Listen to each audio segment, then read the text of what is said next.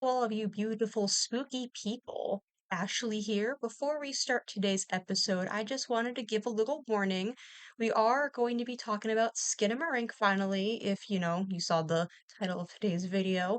With that being said, this movie is pretty disturbing in involves a lot of cases of some very sensitive topics that some viewers may find disturbing, such as child abuse, child neglect, maiming of a child, all of just really weird, creepy juju visuals and stuff as well. I am not going to be putting any graphics or videos in today's episode for that purpose, so no worries if you are a visual podcast listener. But for our commentary about it, I will be putting some time skips in here, so if you do choose or feel that you are not in a good headspace to listen to me and James talk about specific scenes in this film, I will provide those so you have a place to fast forward to, so you can just kind of gloss over those. Don't worry, there'll still be definitely tons of stuff that James and I will talk about, and we did our best to go ahead and talk about things in a still kind of PG rating, I guess, in that regard. Um, we don't go into detail about, what happened or, any orifices affected, because thankfully the movie doesn't show that much of it, or at all, actually, now that I think about it. But yeah, there's gonna be some time skips, and if you are a auditory listener of the podcast, for those time skips, I will include a little beep right before or the same location as the little text I'll put up there. So you still have a way of being notified of when me and James are about to dive into something a little bit more sensitive. So that's all I got, and enjoy today's show.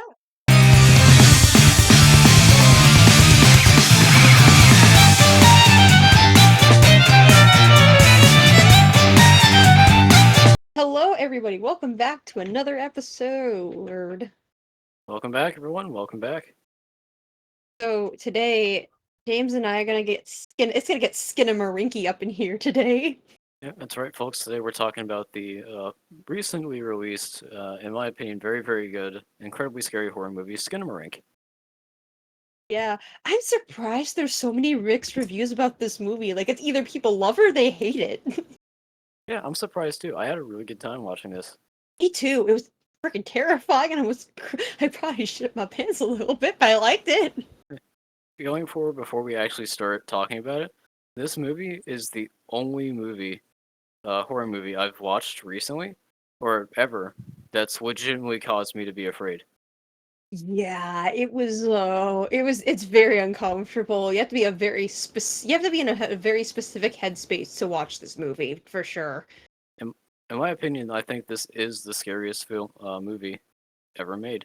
I agree, yeah. But yeah, with that being said, um, we'll see how it goes, because, obviously we just started the episode, so we're not really sure what kind of conversations we're going to be diving into. But as I was doing research for this movie, and just also with the nature of this movie for us personally, since it is really scary, and it's one of the only movies that me and James actually got scared at very badly. We are going to be diving into some pretty sensitive topics in this episode, which Oh may or yeah. may not contain child abuse, instances of child abuse, um, very uncomfortable situations, child neglect, Simply said, in this movie, children are not safe. no, never, not for the entire thing. So if any of that kind of irks you, tread carefully, I'd say. We'll try to go ahead and make sure that this episode stays trigger friendly. Um, we'll either have, and I'm sure I'll probably put an editor's note in the beginning, kind of explaining that depending on what route this episode goes. But just tread lightly if, there is nothing. If there's anything that's sensitive that we do bring up, I will have timestamps and warnings so you can go ahead and skip those sections if you desire, if need be, of course. But yeah, this movie is definitely a lot. So there might be some instances where you kind of start talking about some stuff that's very disturbing to people and very terrifying for people. So yeah, just keep that in mind during this episode. Yeah. All right, James, so where do you want to begin? Do you want to begin with like some background about the movie? Or do you So want to like we just should. kind of dive into our thoughts? I personally would like to start talking a little bit about the background of the movie, especially because this movie was actually made by someone, Kyle Edward Ball, who Hmm. was previously making these films on YouTube, very short Yes. films. In fact, the concept for Skinamarink is on there. It's called Heck, correct? Yeah, it is. Heck, it was Yeah. a short film that he released in 2020, which was developed as a proof of concept for Skinamarink, and I literally wouldn't. I did like an hour and a half of research, so I have factoids. I probably have something missed because there's so much information, and I was very surprised because I'm like, oh, this movie isn't super well known because it's an experimental film, you know. I'm like, oh, a lot of people, and that's the thing about this movie. It's very, very experimental, and it's also not a narrative film. I will say it's not exactly for everyone. Like I No. understand if you there's a lot of people that probably won't enjoy this film the same way we all do. Simply because of the fact that if you're looking at it from that kind of perspective, not much happens.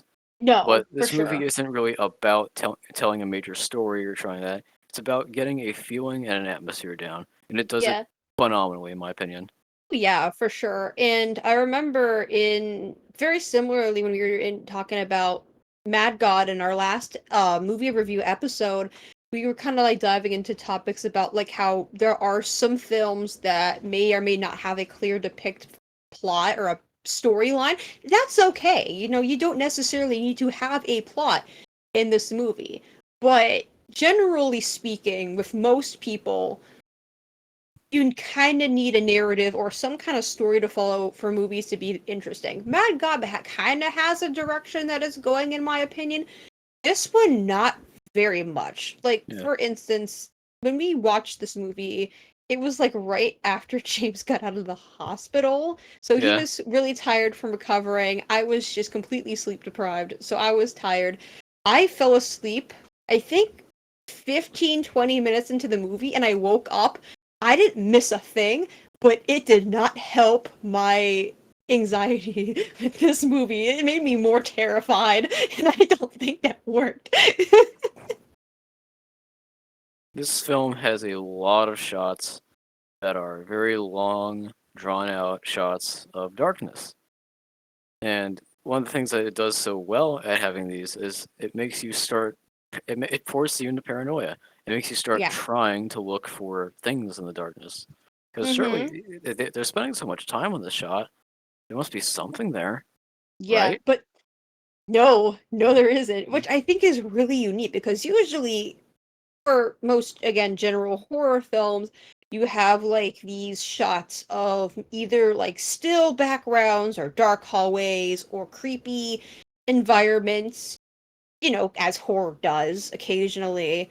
Um, especially the slashers, they're very infamous for doing this kind of feel where you have like a dark area or a thing that's just kind of there, unassuming, and then just something kind of pops out at you. It's like, oh yeah, there's a jump scare happening, and sure enough, a jump scare happens. That doesn't happen with this movie, and that really doesn't make you comfortable at all because you're just searching, scanning every piece of the screen. It's like, okay, okay, what are they gonna do? What are they gonna do? And nothing happens. It just cuts to the next shot. We're like, what the hell? What happened? What? And then when the jump scares do happen, because I believe there's only like 4 or 5 jump scares in this entire film, Oh yeah. they get you because you're not expecting them. Like they're in areas you're like, okay, I feel safe. No, no, you're not. That's another thing about this movie is that it's not afraid to use jump scares. Like a lot of psychological horror movies like this don't want to use jump scares. They just want to creep you out. Like, and they try and use atmosphere to scare you. This mixes both of them very well. Yeah. Oh God. It's so terrifying. Like, oh man, there's so much stuff that happens. But oh yeah, for people who don't really know, this, like James said, this movie is actually pretty recent. It was released in 2023. So like James said, this film was created by a gentleman named by the name of Kyle Edward Ball, who's actually, what I found out was actually from Canada. Um, Before the production of Skinamarink, he actually ran a YouTube channel, which you can look up. I did find the name of this YouTube channel if you ever want to check out some of his shorts. The name is called Bite Sized Nightmares. So that's the name of his YouTube channel. And Please go on take a this, look at it. It's so worth it. oh yeah, like his stuff looks fantastic. And you could definitely see the stuff that he kind of used to create Skinamarink in those videos that he makes. But on this channel, he would upload videos based on nightmares recounted by his viewers. So he would take submissions from his subscribers or people that watch his videos and then pick stuff and then just kind of adapts that into shorts, which are pretty well received from what I've seen. And one of these short films goes by the name of Heck, like James explained, which came out in 2020, which again was the proof of concept for what eventually would become Skinamarink, which was inspired by the tropes recurrent in a lot of people's or most commonly submitted nightmares. So like a bunch of people had the same ideas, like, you know what? Let's do that because that's very common. And then he adapted that into the short, and then that eventually became the full length movie that he ended up debuting with, which what a start, man. Like usually when you have like movies, you're like, oh, okay, they're a little gray. This is a really heavy hitter Oh yeah, for a debut for a director. Like it's insane. yeah. I want to point that out that this is his very first ever feature length film he's made. Yeah. Like his first one. Like he made shorts and then just boom, out of nowhere this thing. Yeah. But and I do have a quote by him, and there's so much research because usually when we write these movie reviews, we usually have most kind of like knowledge stored in the back of our noggins here that we just kind of like spew out occasionally. We look up stuff during the duration of the podcast. But for how much information I found, I do have sources that I will link in the description if you want to actually check them out because they're very interesting. But I found a interview that he did because I it was a little hard to find these, but I found some interviews and I got some quotes for him. Where he recalled, and I quote, "I had a nightmare when I was little. I was in my parents' house, my parents were missing, and there was a monster. And lots of people have shared this exact same dream." End quote. I feel like almost everyone's had that kind of experience or had the experience of like walking out in their house at night, and that's what this film captures. That feeling right there of being somewhere familiar. It's dark. You don't know where anyone is. It's quiet. It's too quiet, and you don't like it.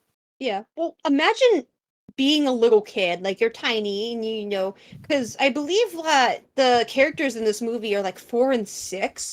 That's usually around like the age of Kevin. That's usually like where you start having like your big memories, like your Yeah, big like first memories of like all kinds of stuff like you're like you start actually remembering the stuff that happens in your life, and that's a big milestone for a lot of people, like a lot of children.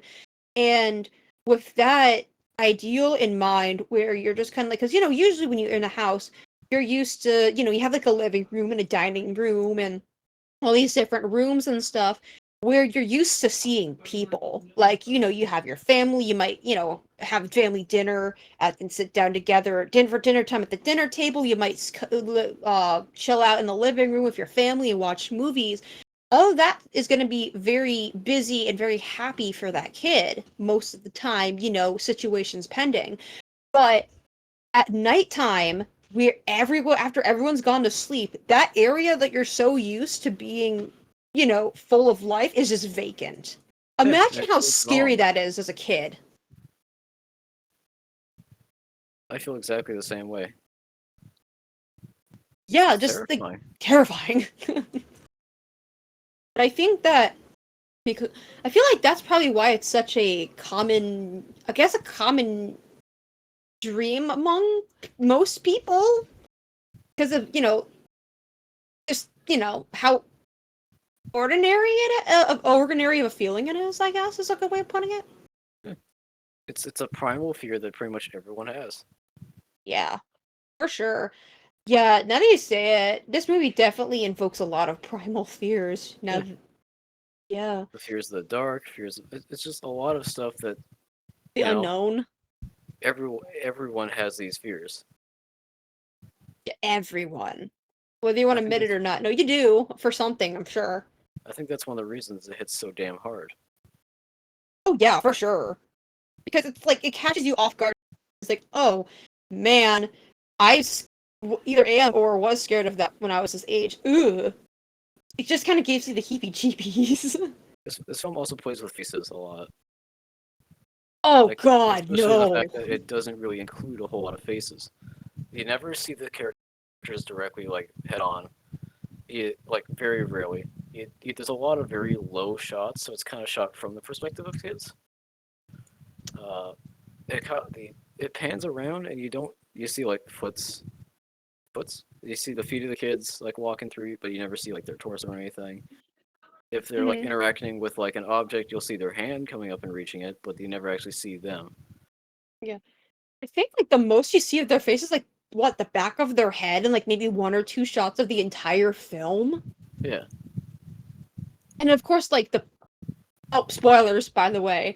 Like in the near the end of the movie where they're like the pictures on the wall and it's just the weird blurred gross faces. Yeah. We say we say spoilers, but it's kind of hard to actually spoil this movie. Yeah, same thing with Mad God. It just goes everywhere. It's like, okay, well, Despite we're us going to talking talk about about this, scenes, so spoilers. despite us talking about this, it's still not gonna feel the same as actually watching the movie. It's gonna feel completely different. Yeah, no, and I feel like that goes for anything we talk about. Because, I feel like with the movies and stuff, like you could just like sure you could say things about what happens in movies, like oh this guy gets hit by a truck and then steam pressed or something. And he's like oh okay man, you just ruined the end of the movie for me. But you go and watch the movie and it's completely different. That's definitely what happens with it, especially in this scenario because this movie's everywhere. It's so hard to describe. And especially, like I said, kind of mild spoilers of the plot. There's a lot of instances in this that, like I said, I'm a veteran in horror movies. Been watching these a very long time. I love horror. Both of us do. I had to convince Ashley here to keep going through this movie because it scared her that badly, and it Oh, made me yeah. audibly, uncontrollably scream a couple times.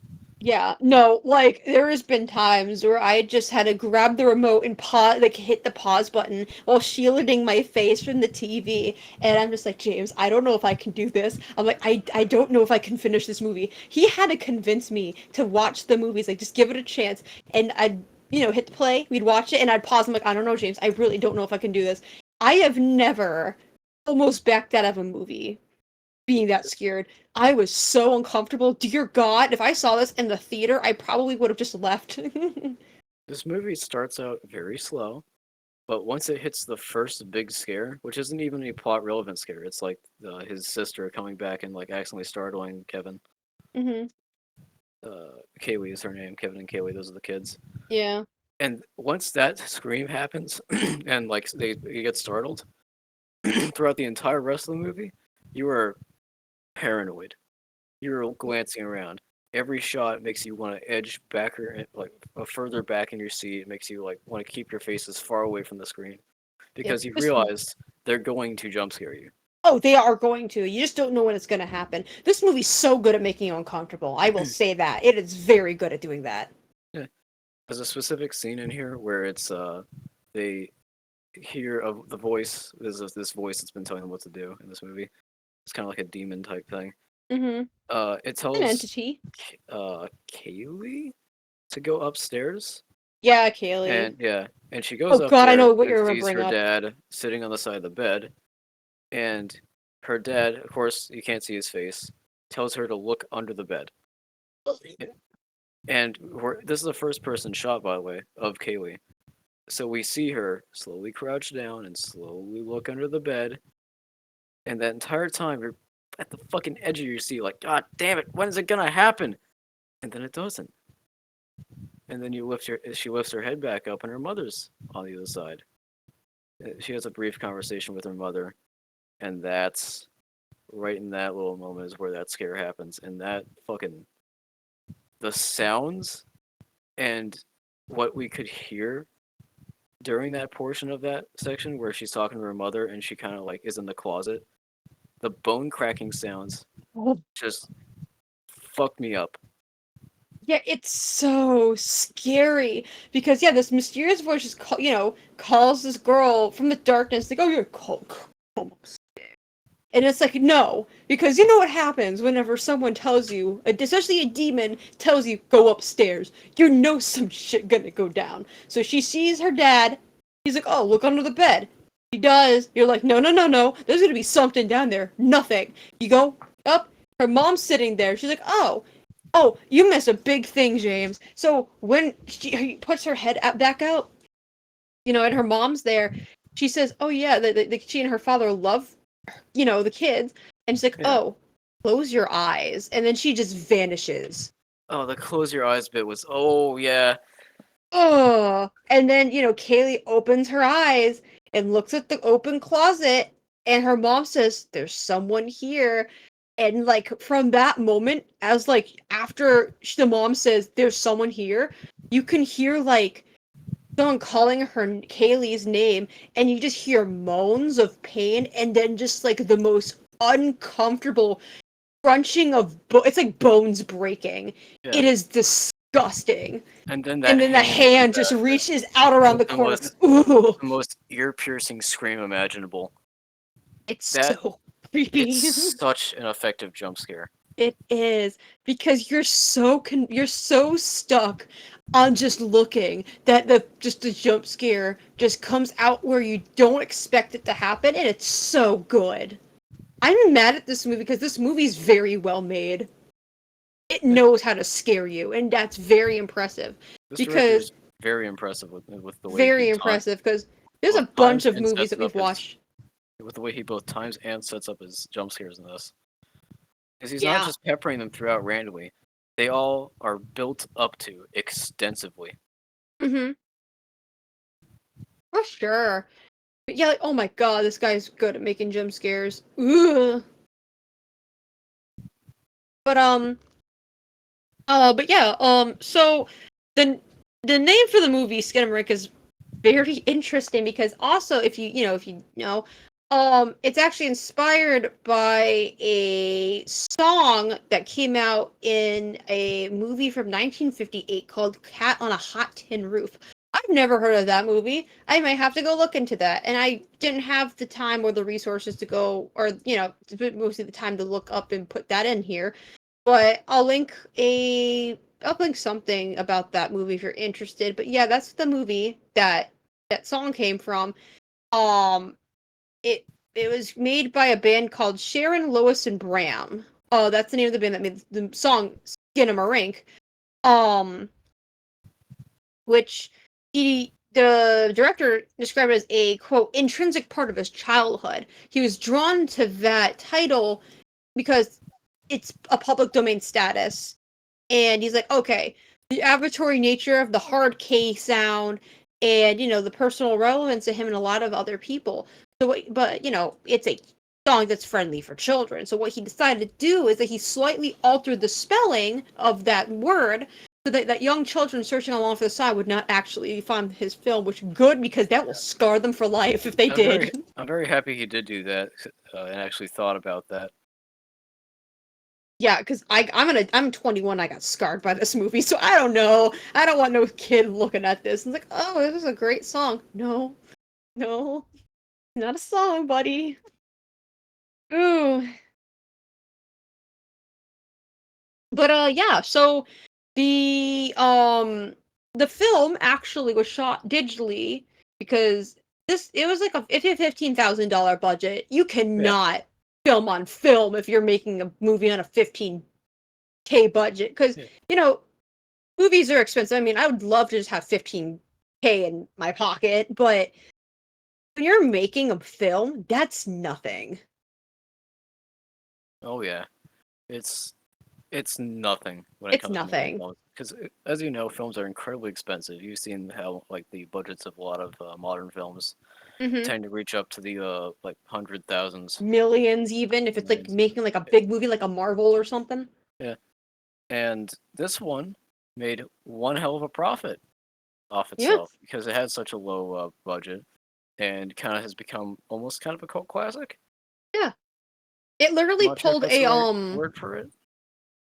Yeah, I'd say it's in the cult classic.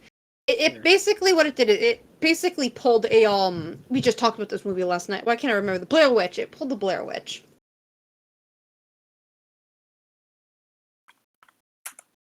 But yeah, so this film was shot digitally on a Sony FX6 camera with RE Ultra Prime lenses, which I found because yippee. Um, and with that, it lit the film with whatever they had available on location, which is primarily a CRT television and a small LED light. That's all the light that they had for this movie, which explains why dark this is. Um, According to Ball, quote, significant portions of the movie were literally just lit by the television. Due to the limited budget, the film was made using, equipment sponsored by Alberta's Film and Video Arts Society, which digging into more research found some really interesting stuff that I'll try to keep brief.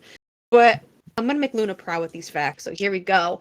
So this group goes by the acronym FAVA, F-A-V-A, and is, quote, a Canadian nonprofit charitable film organization based in Edmonton, Alberta, which is also in Canada, which provides training, equipment, studio spaces, and networking opportunities for emerging and established filmmakers. Established by independent artists in 1982, FAVA represents one of the oldest artist-run co-ops in Canada and reached its 40th anniversary milestone in 2022. Since 2019, the Society has operated out of the city of Edmonton's Orange Hub, where they now offer access to multiple large-scale studio spaces, a recording suite, editing suites, and a dark room. Fava's successful model is now copied by other nonprofit cooperations, having grown from 16 initial members to today's more than 300. Early years of meager supplies and limited resources helped to nurture a communal sense of sharing and a pooling of equipment that extended even to the National Film Board of Canada, who shared office space and an infamous late-night key that provided access to a bounty of top-of-line equipment with Fava in the Oratory Armory, their previous location. Today, young and emerging artists have access to equipment, expert advice, and an established network of LinkedIn artists and policy advisors, that enable them to engage in creative and experimental projects that would be nearly impossible to achieve on their own. Which is The really organization nice. very.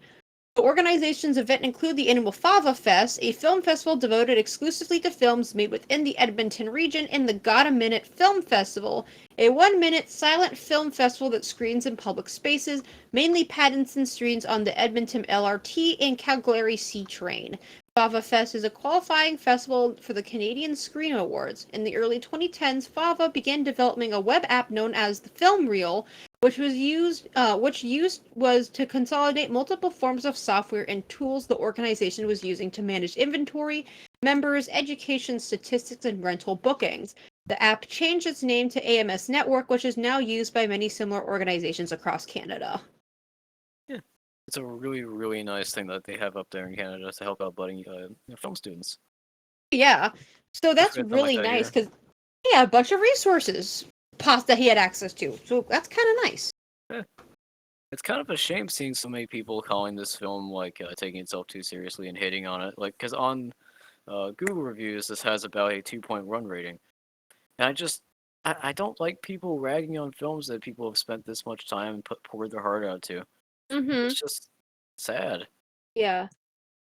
And like again, but like you talked about in our Mad God episode, people's tastes are different, which you have to respect because not everyone is going to enjoy the same thing.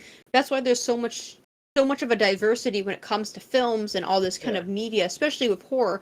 Because horror again is also already a taboo topic. Not really So, anymore.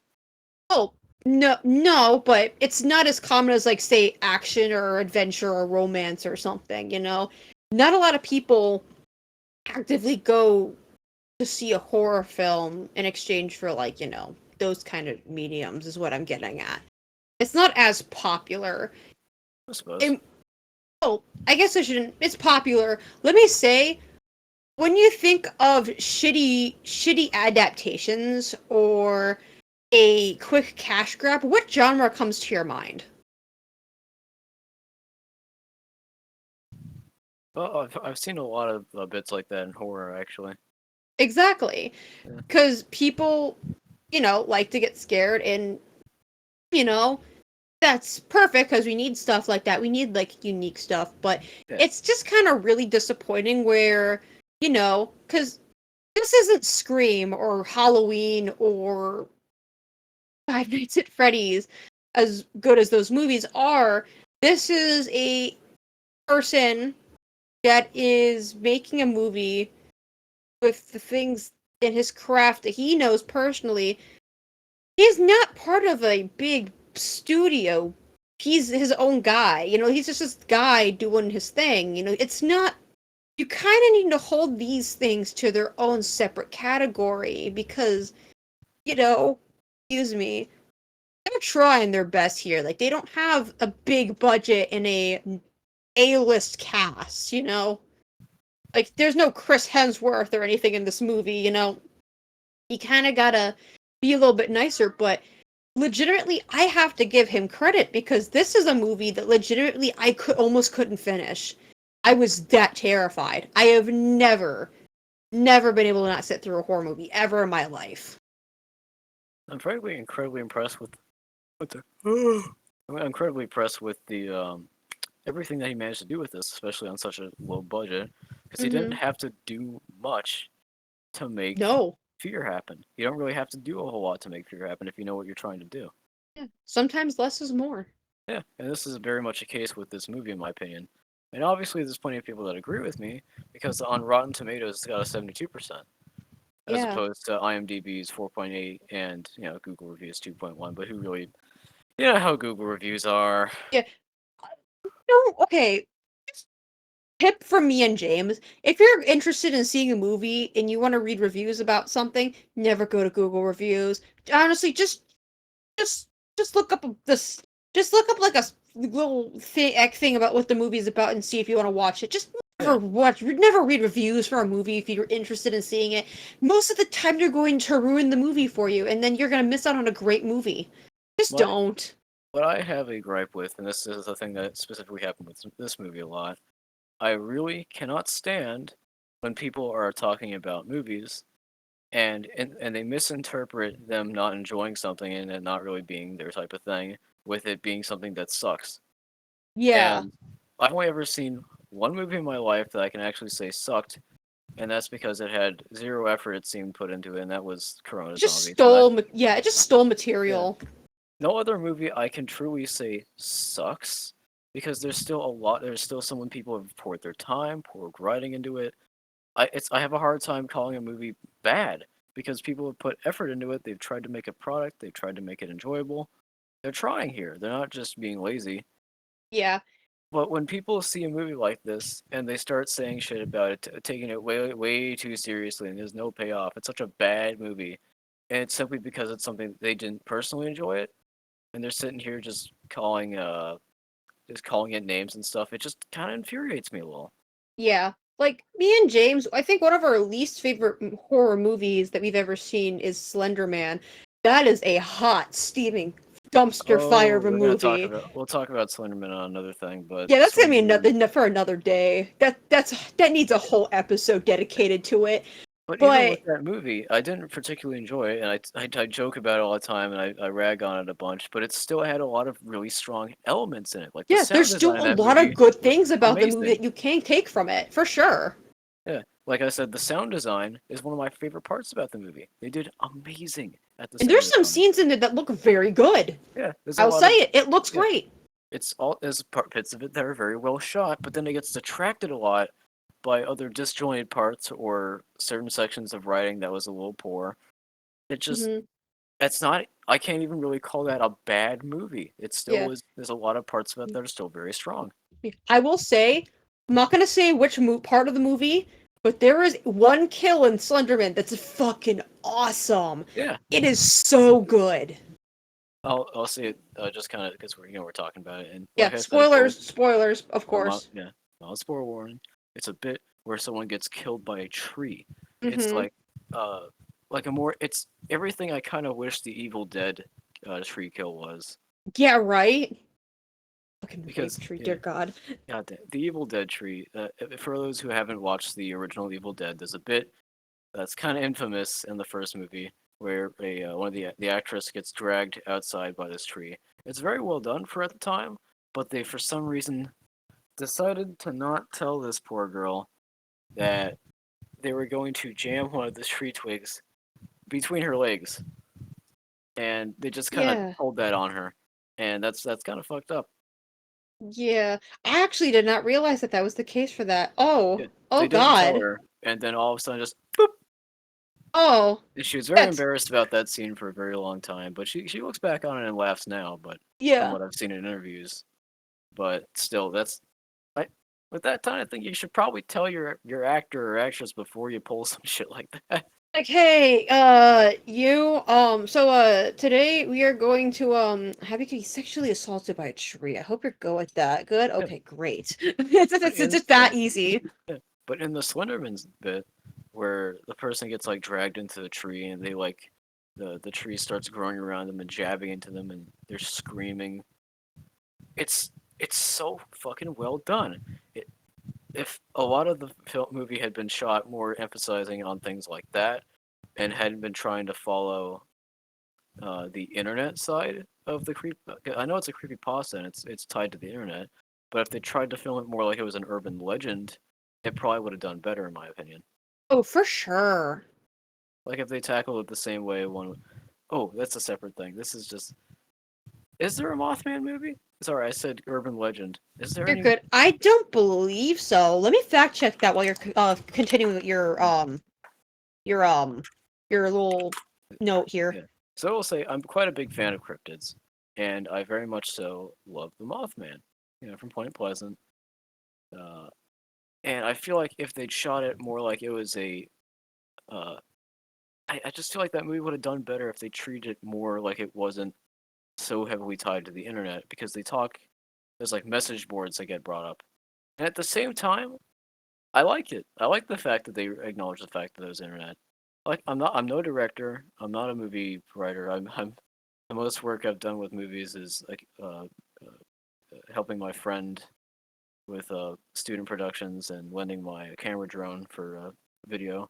But I just I don't know much about films than what I personally like, and I'm so divided on Slenderman because of the fact that it's goofy as hell at points. I also enjoy it, which is why at the same time I can't call it a bad movie. Yeah, for sure. Also, James, getting back to you about that, I found two things That's the about Mothman Mothman. prophecies, Yeah, and so like there's one movie called The Mothman Prophecies that came out in 2002. It's about an hour and about 2 hours long. The reviews aren't fantastic, but then again, also what movie review ever is.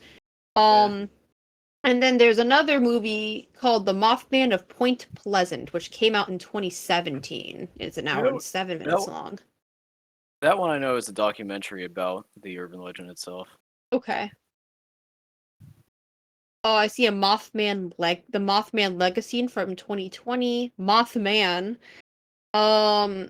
Which ooh, that's a bad. Ooh, it looks like there's some. What'd you find? I'm looking at the IMDb page for Mothman of Point Pleasant, the documentary, Yeah, and I'm looking at top cast, and I see Mothman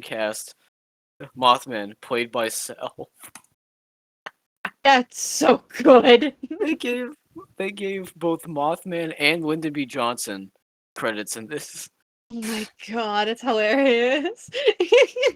That's really funny to me.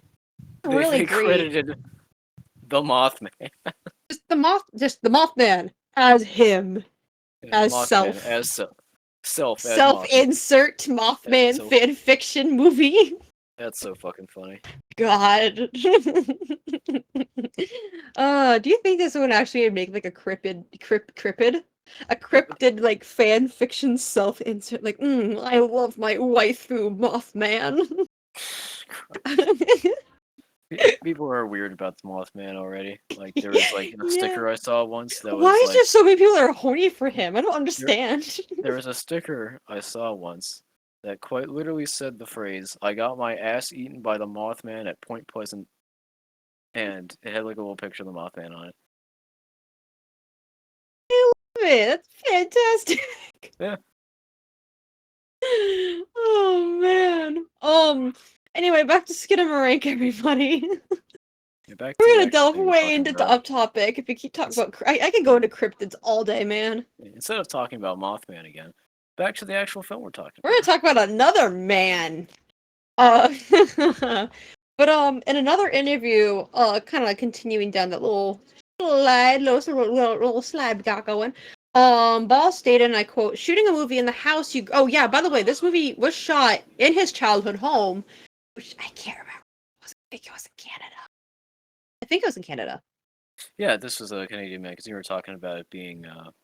Yeah, I just can't remember because I have two locations that I came across. One was close to Montreal, and then other in like Rochester, which I think was just one of the film festivals that this was shown Yeah, at, but I know it's. I think it was Montreal that he probably Montreal. that you Yeah, remember talking about him living in. you're probably right. I'm sure it's like that. I found my note page here. I'll find it. But he said, and I quote, "Shooting a movie in the house you grew up in about two characters that are more or less you and your sister, I didn't have to try to make it more personal. It just sort of happened. And then an added benefit was my mom had saved a bunch of childhood toys that we used in the movie, so it got even more personal," end quote. Ball has also talked about his use of subtitles and the inspirations behind the film, saying, quote, "The subtitles do originally appear in the script because I wanted to experiment with them. I've seen it quite a bit in analog horror on the internet. I thought it would be Yeah. neat to play with scenes where we could hear people talking, but it was so quiet we could only understand them with subtitles. And then when I got to editing, there were certain scenes where, in retrospect, a scene is originally subtitled by the way they said something sounded good, so we kept the audio. It was a fun little process," end quote. I have to watch movies in subtitles. I do. I typically do as well, just because of the fact that, well, my ears aren't exactly the best No. anymore. You're a musician. Your ears are never going to be good. I've got tinnitus. I fly machines that are the loudest goddamn thing without your headphones on. Like, oh my god. If anyone has ever been, I've been trained to fly helicopters recently, and if anyone has ever stood next to a helicopter for a long period of time, they know what I'm talking about with this. Yeah. Oh, even then, like, when we did that helicopter tour, like, 2 years ago, it was so. I think I even said to you, "Damn, that was loud." I Hmm? was like, "Ow, my ears."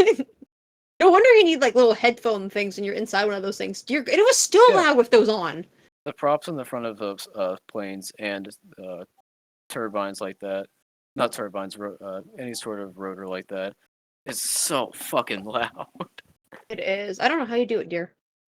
Well, thankfully the one I got has active noise cancellation on it, so That's it has a nice. little. I think it plays some sort of white noise in an attempt to kind of clean it. But yeah, it plays some sort of white noise that helps lower the sound, which is very Oh, nice, that's kind of nice.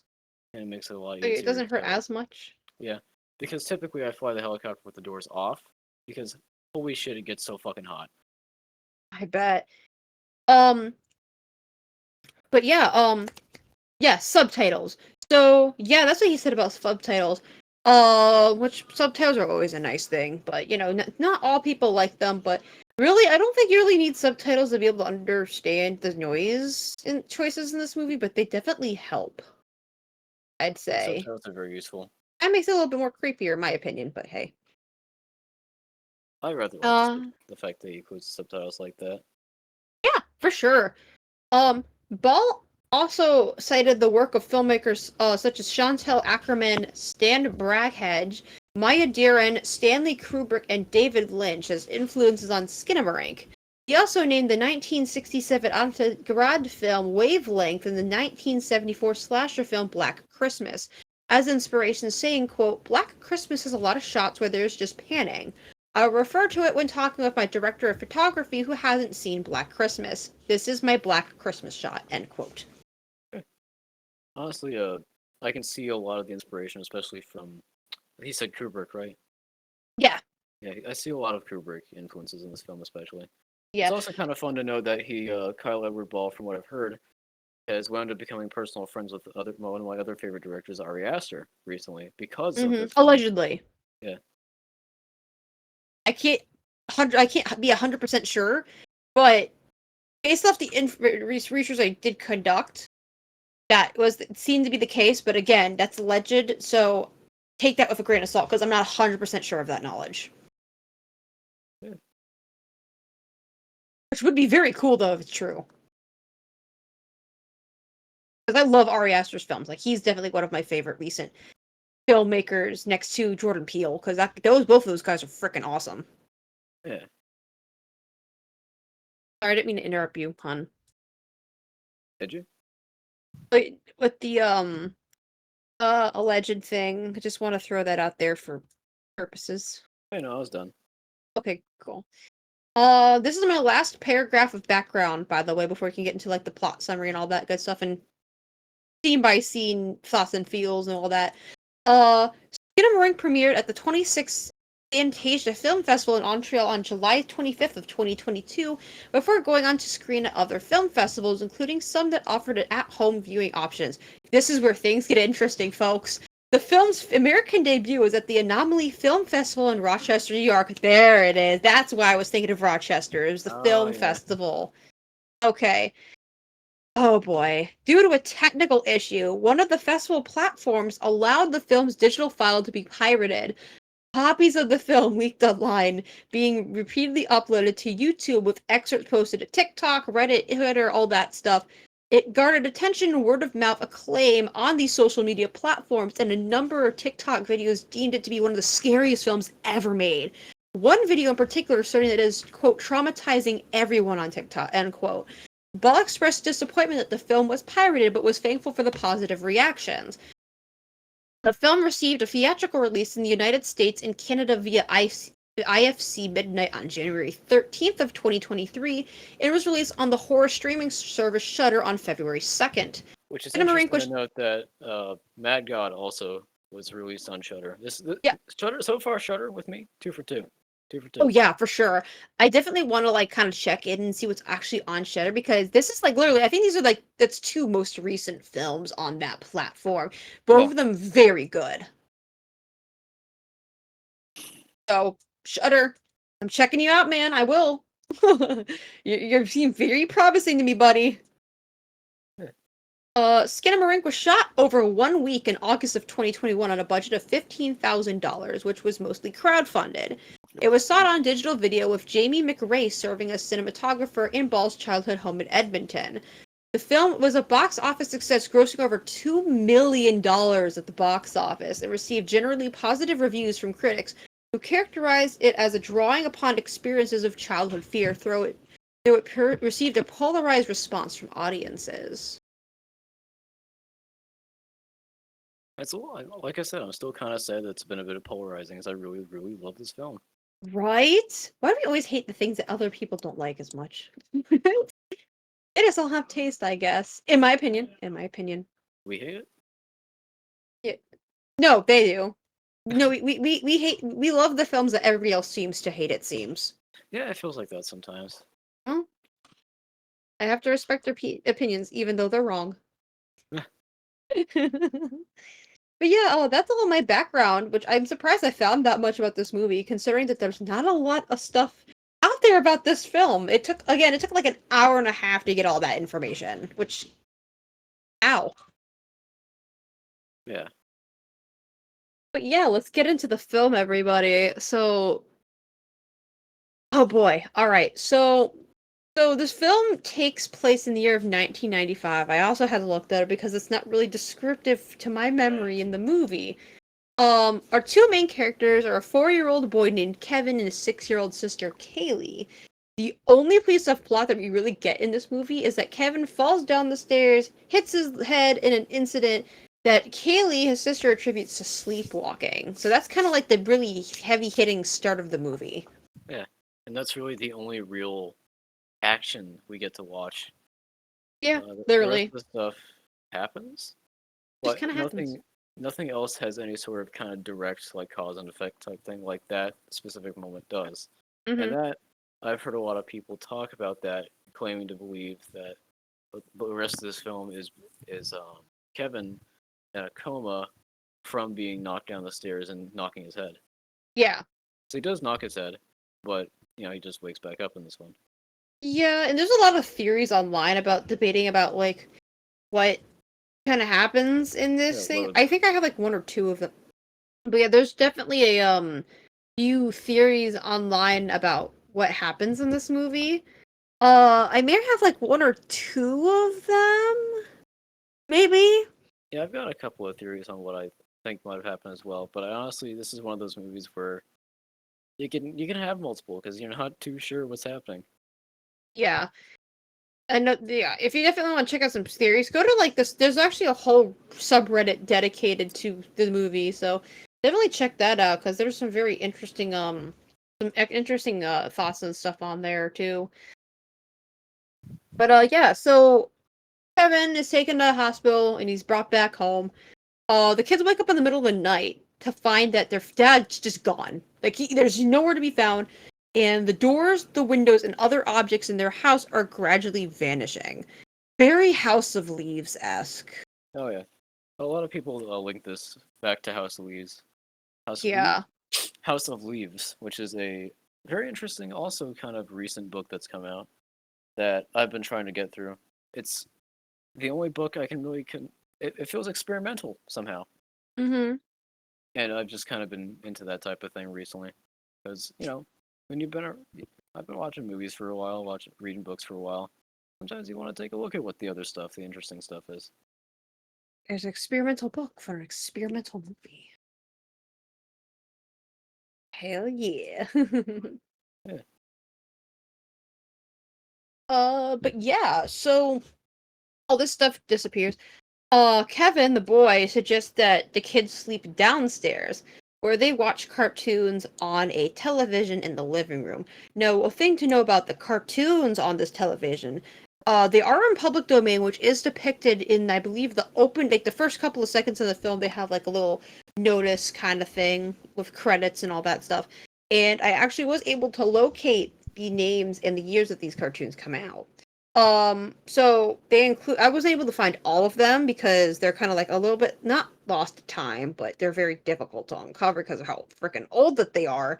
But some of them that are able to find includes Somewhere in Dreamland that comes from 1936, the Cobwell Hotel shorts, 1935's Balloon Land, and then 1939's Presto Changeo.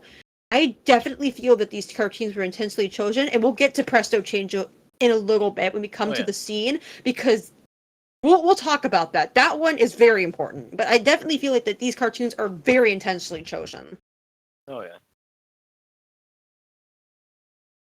You, you got anything to add about it, hun? Or No, with that one, especially with all these, it was kind of funny that I recognized one of them specifically, Bimbo's Initiation, that happened to pop on this one.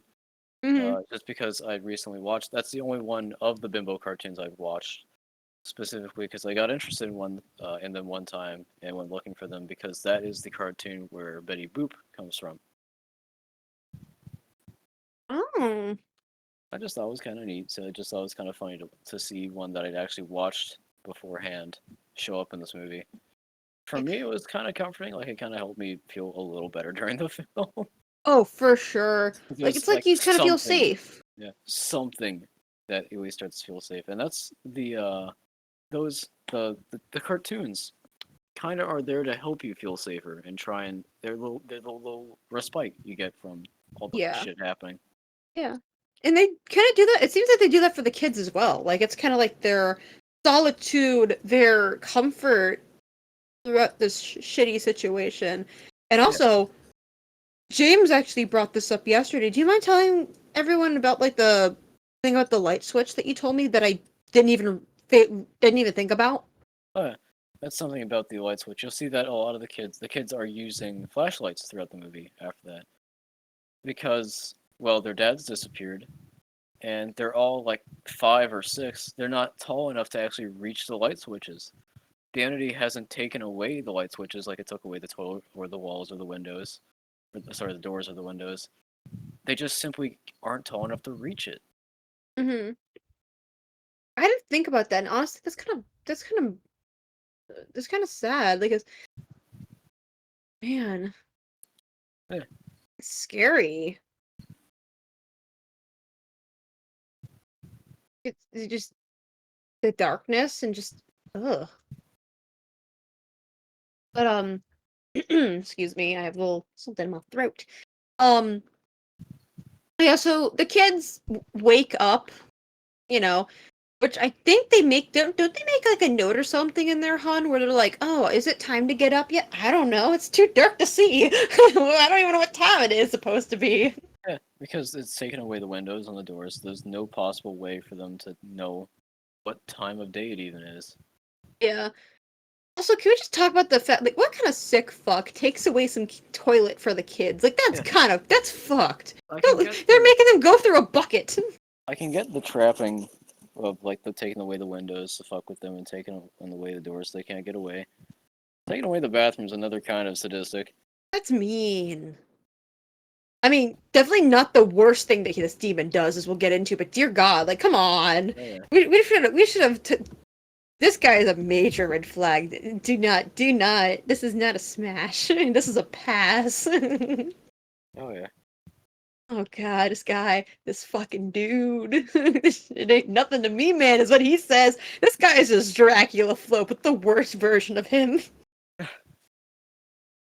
He can flow the hell out of here is what he can do. Anyway, um, so yeah, the house is dark, and the kids hear like this weird thumping noise. I think this is the kind of where I fell asleep, but I remember distinctly hearing this thumping noise. Like, that can't be it. That's just nothing. And I was like, no, you know what? I don't want to hear it. I'm gonna just continue to sleep. um, but so I think I don't remember where it was. Oh no, I know what. Because you had to kind of fill me in a little bit. So James, in the moment, because again I fell asleep, he describes like, oh yeah, so there's a thumping noise, and then there's like this chair on the ceiling, on upside down on the ceiling. Yeah, like the chair's in the ceiling, basically. It's upside down and It's in the forward ceiling or it's on the ceiling. on the ceiling. Okay, I was like in the ceiling. And didn't I can't remember because again I was out, but didn't you say that Kaylee doesn't like talking about their mom or something? Because she's Yeah. not in the film. She's absent other than that one fucking scene. But yeah, isn't she like, just not there? Yeah.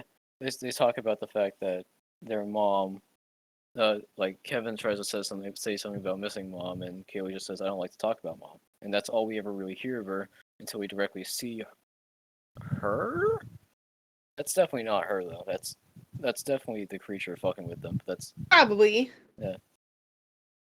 But what do you think happened to the mom? I mean, I'm assuming that the parents are divorced Yeah. or something. I assume they're divorced, and I think it's them, the creature, playing with the kids' emotions about missing, yeah, Maybe. missing their mom, which is a pretty ordinary thing. Yeah, which I don't know because in the beginning of the movie, the dad doesn't he say like he's on the phone with someone, and who I presume is the mom. He's like, oh yeah, he's okay. I just want to let you know he's okay. But Kevin fell down the stairs and hit his head, so they're definitely still talking. But is it only for like maybe emergency contact only, or what could it be? Because Yeah. obviously Haley isn't very happy about whatever situation that could entail. And Kevin seems to be too young to understand what it is. So maybe it's like a fresh divorce It must be that a they're fresh still adjusting divorce. to, maybe? I don't know. Yeah. What do you It think? must be rather recent. Probably. Dang. That's scary though. Like just weird. Yeah. Damn, poor kids. They can't get a fucking break here, can they? It's very messed up that this creature is preying specifically on children, the most helpless possible thing. Yeah, which I think you had Yeah. an interesting theory, hun, that like the demon is like either a Yeah. child themselves or a How young I've demon, inter- like not yeah. ancient.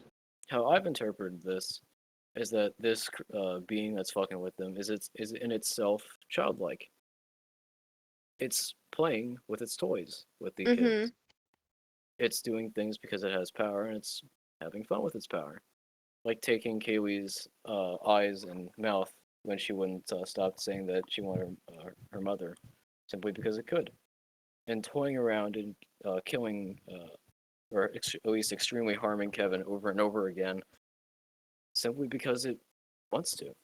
Yeah, It's because it playing with can. these. Yeah, it's playing with these kids like one would play, like a kid would play with Legos, or like would rip apart their Barbie dolls and stuff. And I think that this level of brutality, this seemingly completely uncaring brutality with no motive behind it, would only really make sense in my mind if this creature was also childlike. That makes sense. Because kids are freaking scary. Yeah, And they're quite careless when it comes to certain materialistic objects. So I can definitely see where your mind's going. For sure. But yeah. So, and I think this is where this next scene, I think this is like the first real jump scare that we get in the movie, and this woke me the fuck up. Like, I was nice and content, just, snuggling up in James's arms, and then, like, this happens, and I jump. I just wake the hell up. I'm up for the rest of the movie. I'm in it to freaking win it, I guess. But, so, like we said, the demon's like, you know what? You guys don't get a bathroom anymore. Ha ha. And the toilet in the downstairs bathroom disappears. Now, I love to say, I love how the stuff in this house disappears. It's just kind of like one of those like weird like 1950s sitcom gimmicks. It's just kind of like it just it just kind of disappears. it just kind of It's disappears. yeah, it just kind of fades, and I'm like, oh hell yeah. I mean, not good for these kids. That's funny. I like it. Um, But yeah, so the bathroom downstairs disappear, and the kids do not like going upstairs. Like Kaylee specifically says, I don't want to go up there. It's scary. So, but the only other bathroom there seems to be in the house is upstairs. So Kaylee goes up there. No, yeah, no. So the kids venture their way up there, and this freaking Barbie doll shows up on the ceiling, and it's very creepy. And there's a weird. Also, a thing about this movie is very quiet. There is like basically no dialogue, some sounds, very faint whispering, but when the jumps happen, they are loud as hell. Oh yeah, very very loud. Ugh. And I am a person, I love horror movies. I cannot handle jump scares very well. Halloween Horror Nights, for some reason, I don't get scared that easily.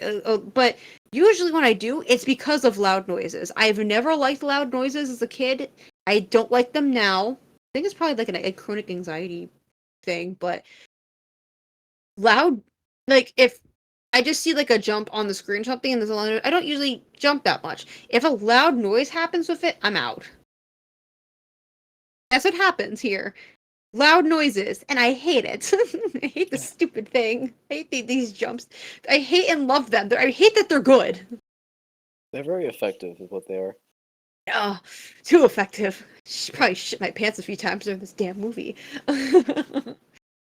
um, God. But yeah, so there's a stupid doll on a stupid ceiling, and poor Kevin, he's like too scared. He doesn't want to use the bathroom. So they're like, you know what?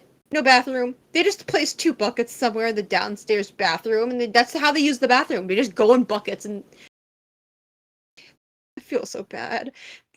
Fucking what kind of heartless deity you have to be to take a fucking toilet from 2 kids? They have to use fucking buckets. God damn it. These poor children. It is rather mean. Damn. Not even not nice. Like literally this guy is just like, hi, you're about to get Skinamarink, you fucking kids, and just toilet. You lost shit privileges and you have to go in buckets. But yeah, right after that stupid scene is where that other stupid scene with the mom jump scaring in the closet and you go come upstairs. No. Yeah, she goes up. Kaylee goes upstairs and all that. Sees her parents in there, and they're like, "Oh yeah, look under the bed. Oh, close your eyes and." She's really freaked out by this hand. Kaylee immediately gets the hell out of there. She runs downstairs, and she's Kevin. She's like, Kevin, you know what? Help me push this couch. We gotta block off this hallway. So these kids move this couch to block the hallway. and kind of like blocks the voice that's just calling after her. But like, you know what? No, get out of here, voice. They block him off. And here's James's favorite scene. So Kevin falls asleep, and the voice is calling Kaylee again. When Kevin wakes up, Kaylee's just gone, and all of their toys and stuff are just against the wall, like just stuck there. Like they just nailed these toys on this wall. The voice tells Kevin to come to the basement. Which You want is to go ahead and already continue this part, hun? which is already a bad thing. Like, Yeah, come on. basements are It's the worst scary thing in to go to the general, horror basement. movie or not. And so Kevin walks down the stairs and sees Kaylee facing away from him. And she says, I feel funny. And if you've ever talked with kids or you've been around kids at all, that phrase is really scary. Mm-hmm. I feel funny means a lot of bad things with a kid Yeah. because something's happened to them and they don't understand it. They don't know what's happening to them. And we find out she very much doesn't understand what's going on to her because she turns to face Kevin in the most horrifying jump scare that we accidentally paused on, which made us like freak out even more. It made it way worse. Where Kaylee's face, her eyes and mouth are missing. Yeah, I can't remember. Did we try to like pause it to talk about what the fuck was happening, and then like it just happened, or like did we You lean tried on to the pause. remote? You tried to pause it because you were tried to pause it before the jump scare and accidentally hit it on the time of the jump scare, which made you freak out way more. I think did I throw the remote at your head by accident? I think I just made the remote a freaking projectile, just threw it at your head. You jumped quite hard, yeah. I'm sorry, hon. You were not having a good time being out of the hospital. I think it just probably made your feelings hurt worse. You're fine.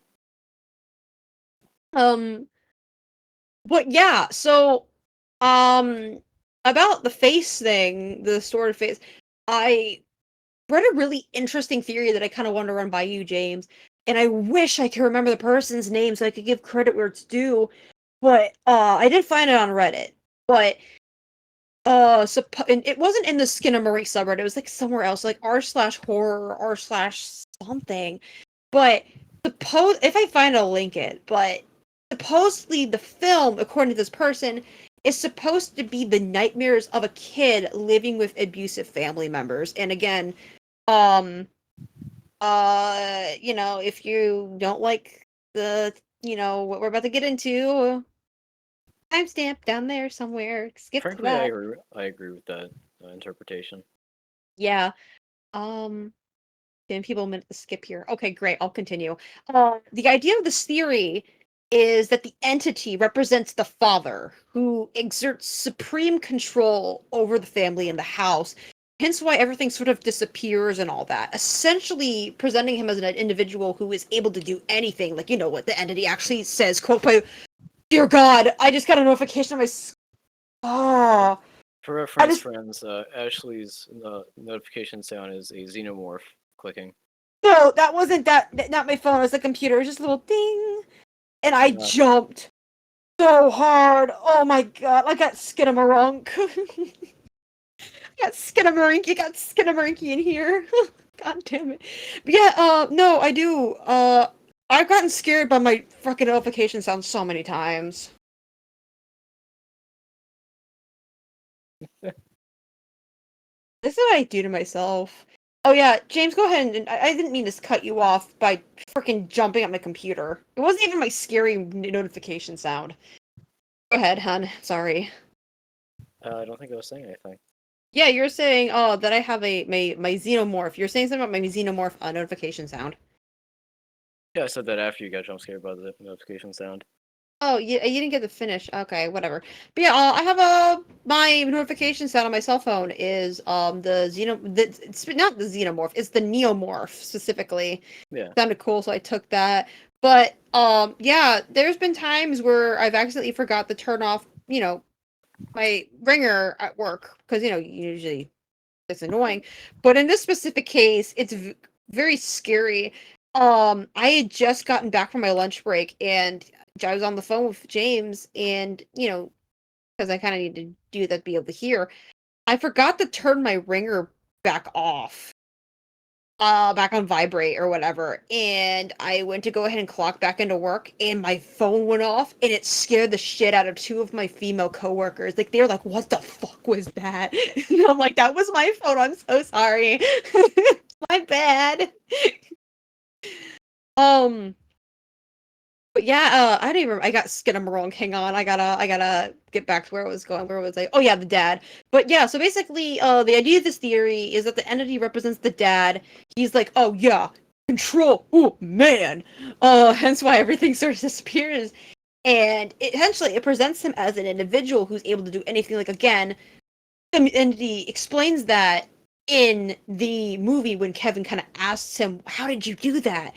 When it comes to that stupid fucking phone, which we'll get to. But I'm not ready Oh to yeah, talk they about the kind of phone yet. I'm not ready to talk about the phone yet. I hate they that almost fucking phone. that's almost become the mascot for it.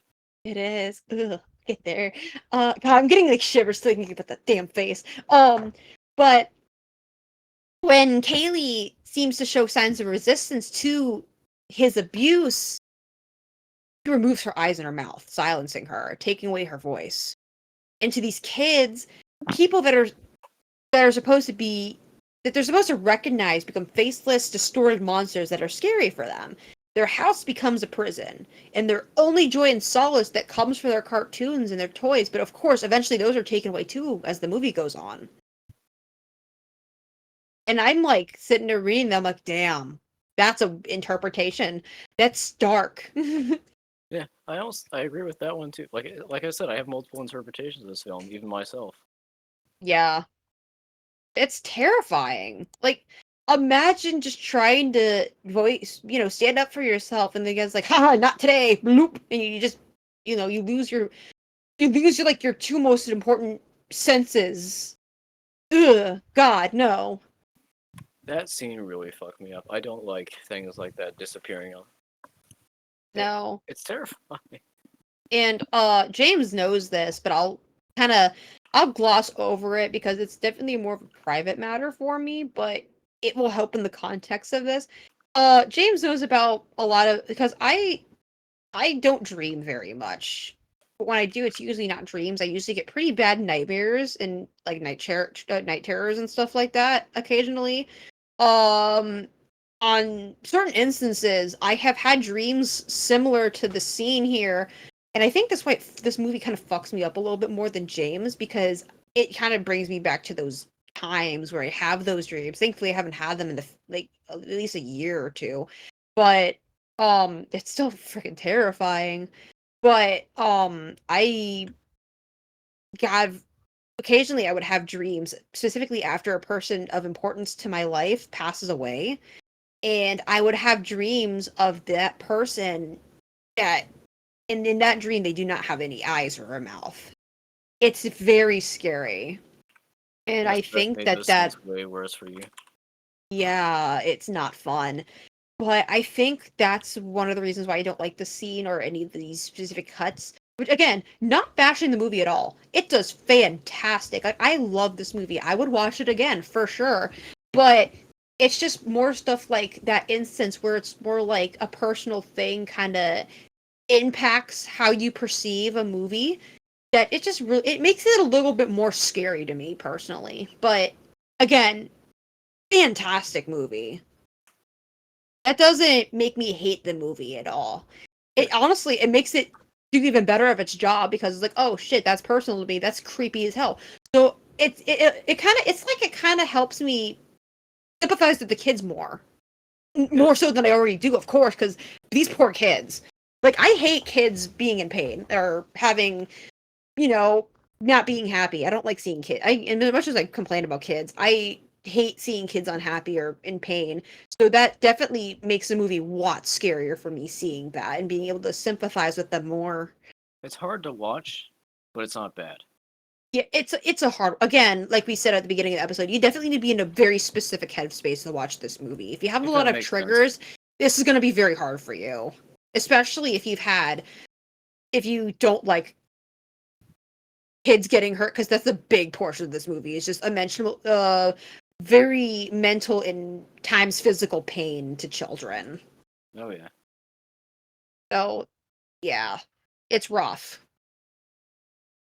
But yeah, anyway, this voice, the entity again, fucking guy, tells Kevin that it wants to play as some of the toys begin to disappear. Now, when I say that, I don't know why, but James, that scene where the entity is messing with like the Legos and the toys really freaked me the fuck out.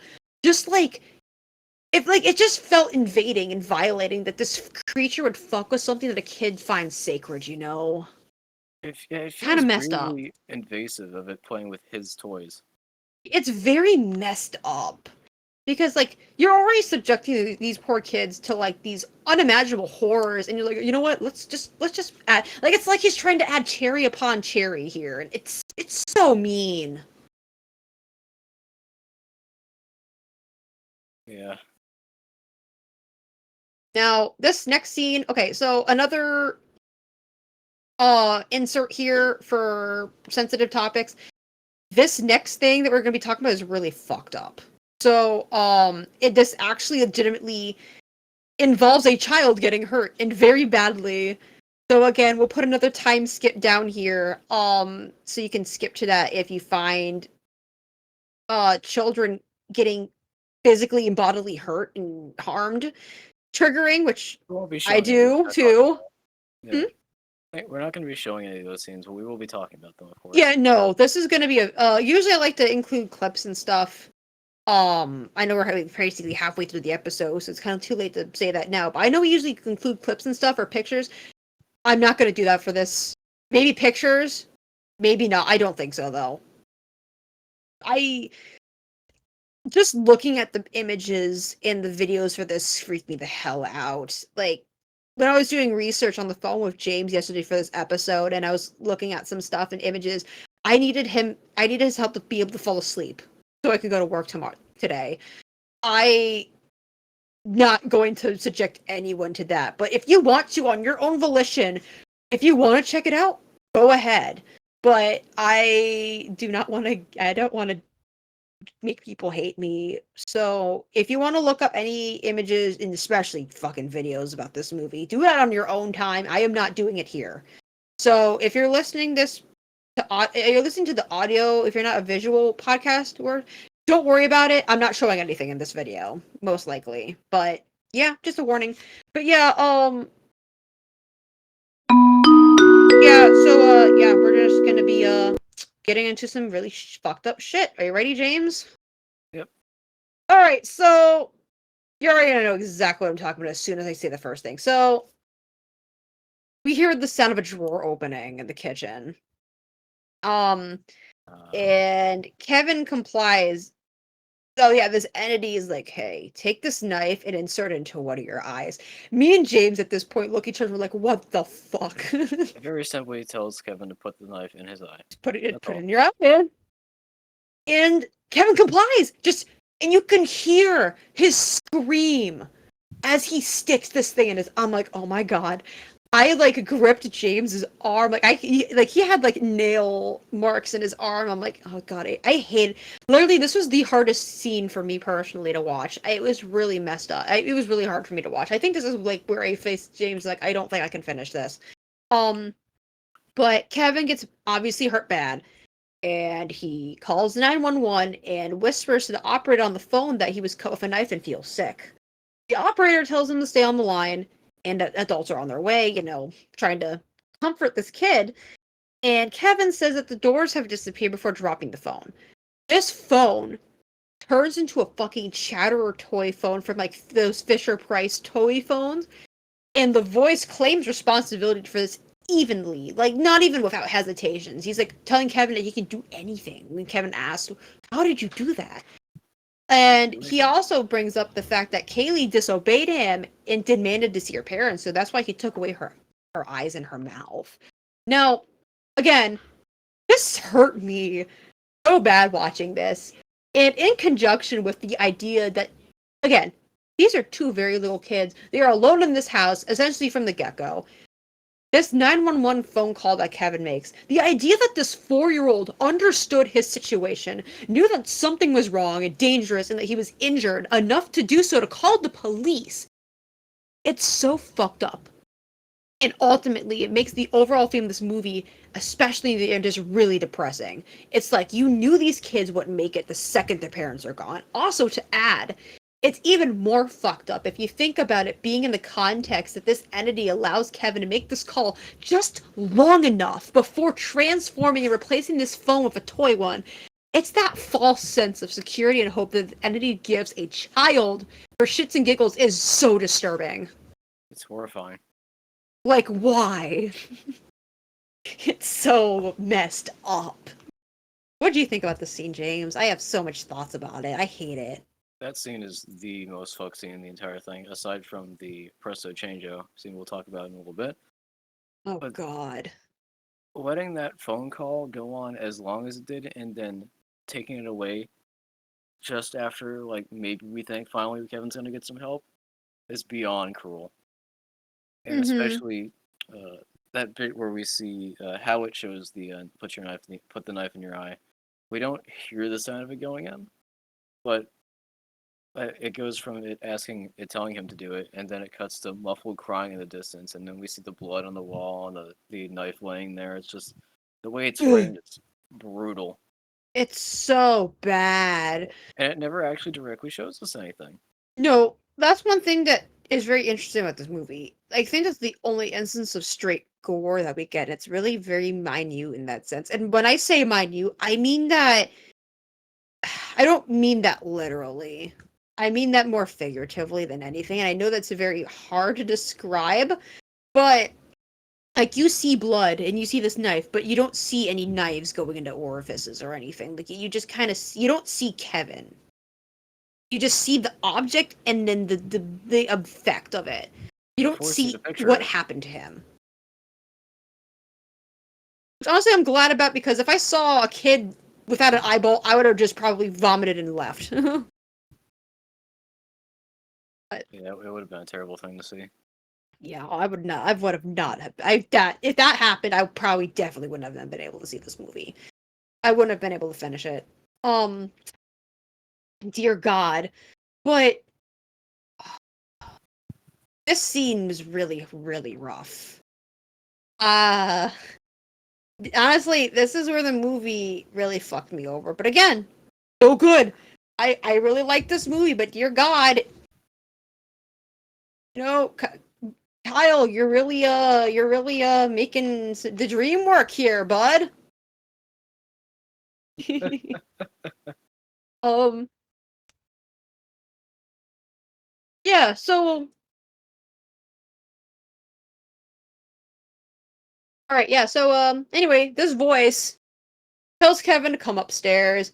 He has his little flashlight in hand. He's like, you know, Kevin's on the ceiling now. He just kind of there. He's on the ceiling. He walks into a bedroom and it just becomes this void, like hallway, like infinite hallway here. And this dollhouse is shown sitting on a pile of toys in this hallway. And James, I want to talk to you about this because I don't understand what this is. Because I've seen so many theories about this, and I don't know. I want to know your thoughts on it because I have none on it. On screen, kind of fades in with text that just reads literally just all it says is 572 days. That's all it says. No context. What do you think it is? I'm pretty sure that that's how long Kevin's been stuck there. Or at least how long Maybe. he feels he's been stuck there. But what about Kaylee? Because they're stuck together. It seemed at the beginning. Is she dead or is she just not counted? I Is think the entity Kaylee's going just. after Kevin solely? I think the entity's done with Kaylee, whatever that happens to mean. Whether she's been killed, or whether she's trapped in her own hell. This is Kevin's hell now. He's stuck Yeah. here for eternity to be played with. Yeah. Yeah, this fucking sucks because a lot of the theories that I've read, most of them I should say, is like, oh yeah, Kevin's in a coma. Because I mean, I can see why that's the case because at the beginning of the movie, they're like, oh yeah, Kevin fell down the stairs and hit his head. Um, and you know, usually when you're in a coma, you can be in a coma for a very long time, Oh yeah. which that makes sense. And you know, again, if I don't know if I brought it up on the podcast before or not, but for audience, if you didn't know, I'm actually going into medical school. So I am familiar with some medical terminology and all that good stuff, but typically with I don't even know why I brought it up. I knew it was about comas. Yes. So typically in comas, and we've had a lot of cases. I've read about a lot of cases and had to study a bunch of cases where, in case of comas, the person that is in the coma typically tends to have dreams because their body they're unconscious and they're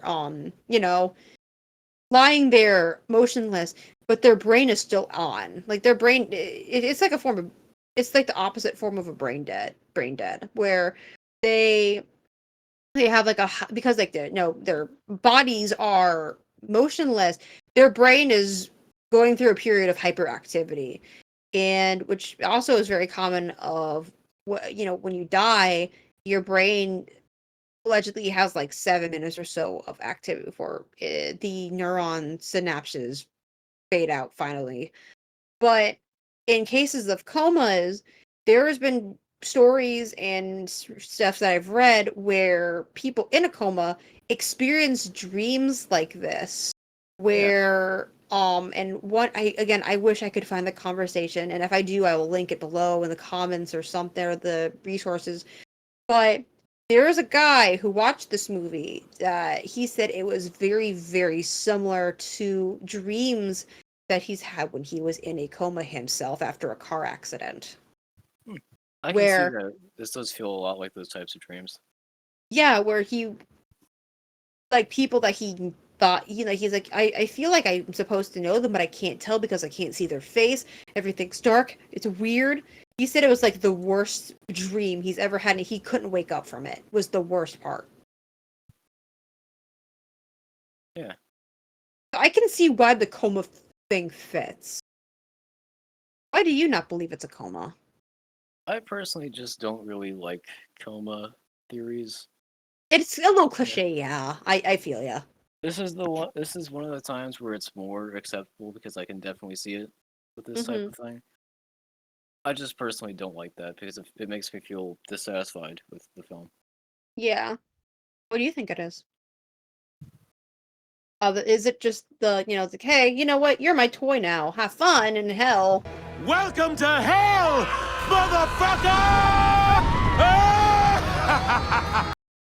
That's how You I know what? feel about it. I'll edit in that clip of Keith David, maybe. I feel like that's acceptable. Yeah. That's how I personally feel about it. Is that it's just really this thing toying with a boy. I do Yeah. feel it ties back to being a metaphor for abuse and like the helplessness you feel as a child when people are being horrible to you and you can't do anything about it because they can do anything. What are you Yeah. gonna do? You're small. Yeah, for sure. Yeah. Little guy, what are you supposed to do? Yeah. Um, yeah, I don't know. Like, cause it's just I kind of leaning very on the teeter-tottering edge of both of them because I feel like it can mean so much stuff. Like, it could be a coma, it could be There's a lot of par interpretations you can get out of this. yeah, parallel of abuse. It could just be very literal. It's just literally a monster movie, like a creature feature. A really fucked one, but yeah. Yeah. But so at this point after that, a woman is seen, and we don't see who it is, obviously, but there's a lady sitting on a bed, and her head slowly fades away, followed by like the rest of her. She just kind of like dissipates into the air. And photos are shown of people with their faces either missing or just completely there, no heads or no faces, or just weird, blurry, facey, modge podgy grossness. And this is after that is the scene that James is talking about where Kevin cries out as blood splatters onto the floor and disappears and it's like a loop of this fucking scene. And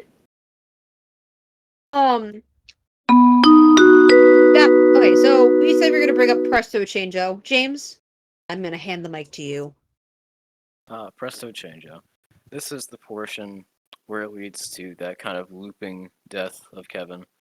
So there's a bit that's been playing on TV from one of the cartoons. That's this comic rabbit that's being chased by this like Dog, I dog. think. Yeah, and the rabbit's been fucking with it, and it very simply just puts its hand above and below it, and kind of mushes itself together until it disappears. Hmm. Unusual like cartoon fashion. Then later, we hear this continue to repeat in the background, and then we see as this repeats, uh, hear sobbing and then blood spray out. But it should be noted that the cartoon thing's been looping. Like ever since that, it just keeps looping over and over again. And And it then goes we on for a see, while. yeah, and then later we hear the music again from the cartoon, and we hear the screams of Kevin and then blood spray out from behind the door frame, and then revert. I didn't catch the Exactly. Yeah. music part, actually. Holy shit. Yeah, it's playing the exact same music at that, which leads your mind to very simply draw the only conclusion you can that Kevin is being pressed in the exact same way that Rabbit is. Oh, that explained the. Simply Oh. simply because the entity saw it on TV. They want to try it. That's why that's one of the times it kind of ties back to it feeling childlike is because this thing's like look at it. It's doing shit it sees on TV. Oh my god, I didn't think about that. Yeah. That's how I feel about it at least. Oh my god. That I was wondering why there was so much blood for just getting stabbed in the eye. Holy shit, I didn't think about that. Yeah. He's not just being stabbed or being ripped apart. Oh He's my is very god. explicitly playing the music from that cartoon while that loops in the exact same way that loops.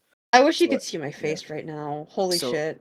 I just have to imagine that it's doing that. That's the only thing I can picture. That makes so much sense. I didn't catch that. Damn, I don't even know what to say. That's fucked. Damn, that's bumming. Ooh. Cause again, with that scene,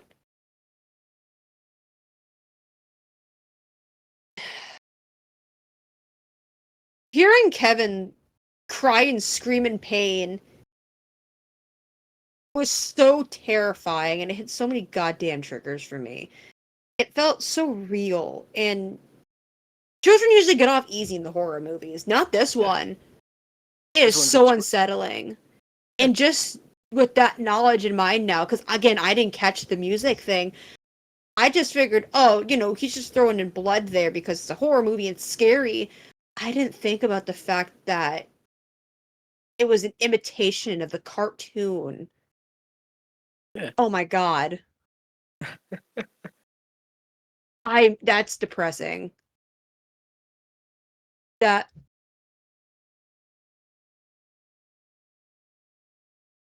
ow. That makes so much sense now with the 572 days thing now. Oh my god. Yeah.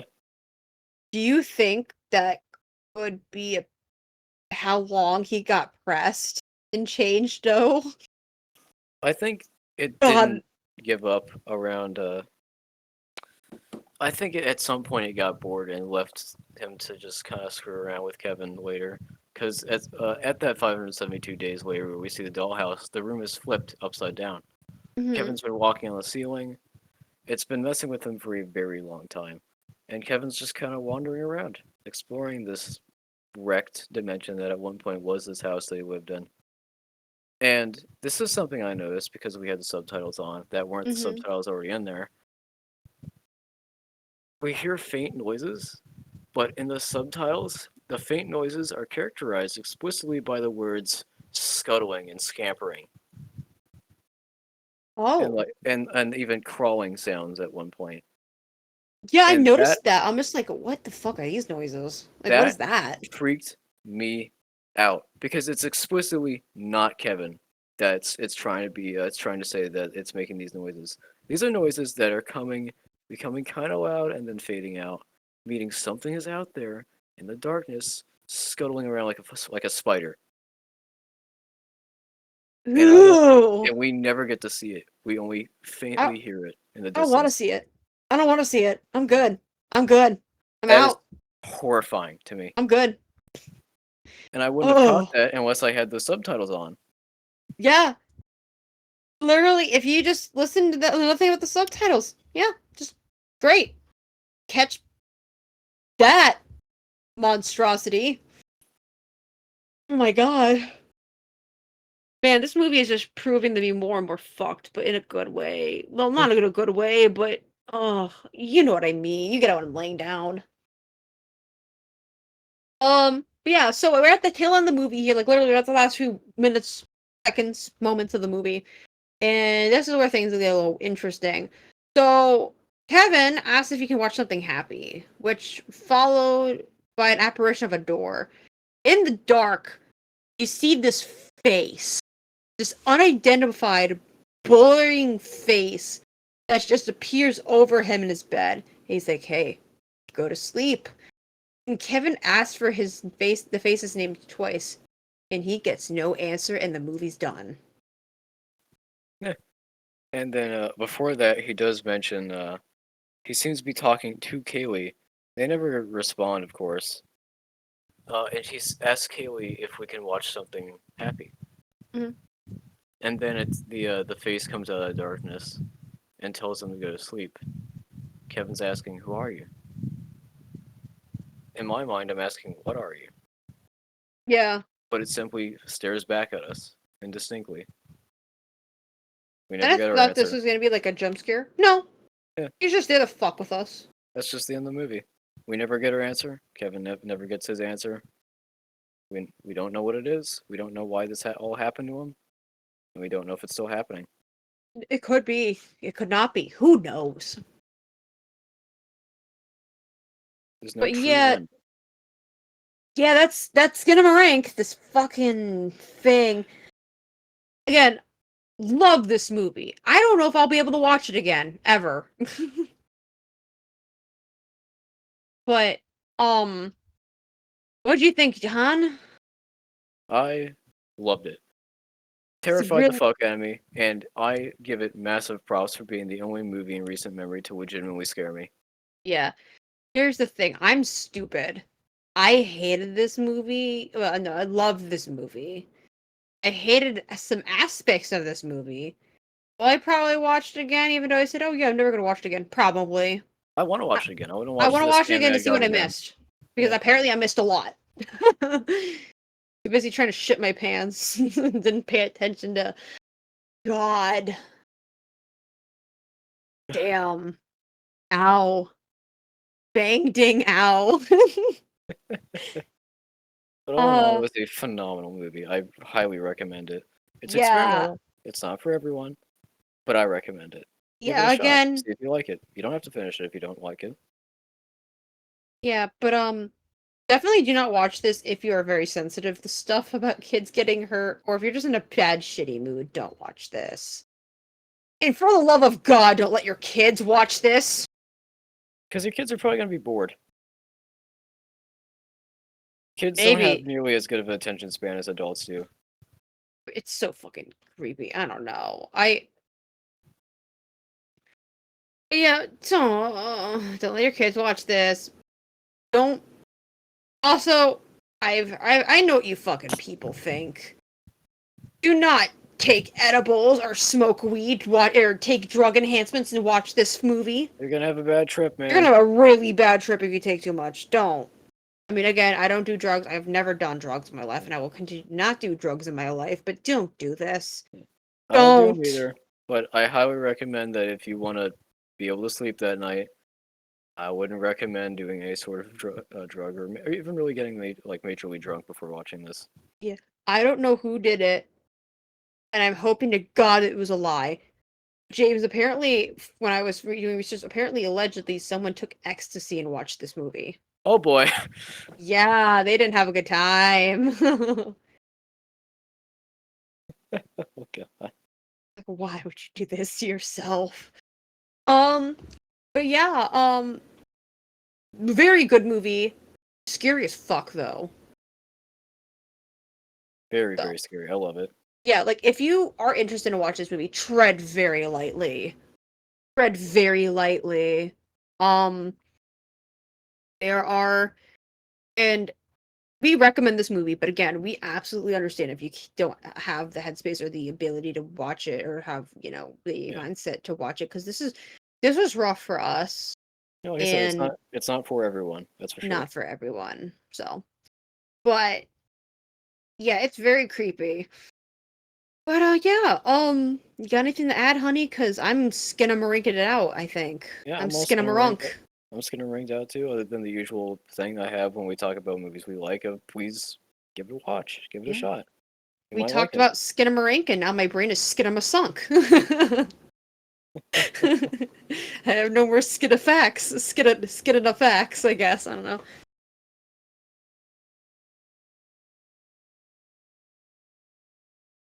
I'm gonna Skinamaflunk out of here. Yeah, friends. That all wraps it up for what I have to say about it. How about you, honey? I'm Skinamaspend. Stop. Lordy. I'm sorry. I'm gonna continue this as long as the last few seconds of this episode. I'm gonna try. I'm trying. Some of them are really bad. I gotta make myself happy after talking about freaking child death and maiming. I'm sorry. Well, y'all, well, thank you guys for watching. Yeah, thank you again for coming out, watching us, supporting us as usual. Yes. And again, I mentioned this in our last episode. I didn't mention it during the actual podcast itself when we recorded the last episode, which is our first ghostly gatherings. More of those in the future, by the way. They're very fun to make. Very hard to plan, so please support us doing that. But yeah, as I mentioned in my editing note, we have some socials and stuff. So if you want to follow our Instagram page, it's going to be at Wyrd Whispers Horror Podcast on Instagram. That is the only place you can find us. Dear God, you will not find us on Twitter or Facebook. Yeah. Instagram only. We also do have an email, which is weirdwhisperspodcast@gmail.com. Feel free to email us for any suggestions, or if you're a fellow podcast or a group or something, and you want to reach out to a collaboration or something, feel free to reach us out there. Reach us there. Don't abuse our email, or else we will shut it down. But yeah, those are our socials. If you're interested in anything else, just let us know and we'll see if we can try to do any ideas. We love ideas too. Yeah, shoot us ideas. If you have an obscure horror movie you'd like us to watch, even like a super, like just something that you like personally, Yeah, reach out. so, We'll give it a shot. Yeah, for sure. But yeah, I believe our next episode's probably going to be another Ghostly Gatherings, episode 2, I think, right? Maybe? Yeah. There'll be another gatherings, yeah. Yeah, allegedly, allegedly, I hope. But yeah, so that's all that I got. Thanks for watching. Me and James are gonna skedaddle out of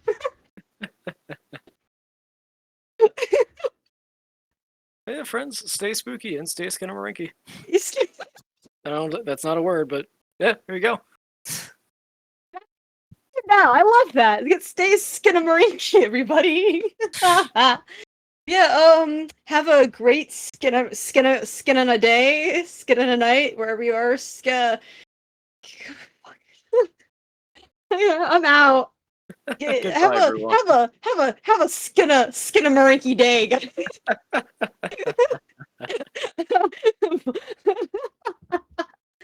All right, see y'all. Catch you on the Skinama flip flop.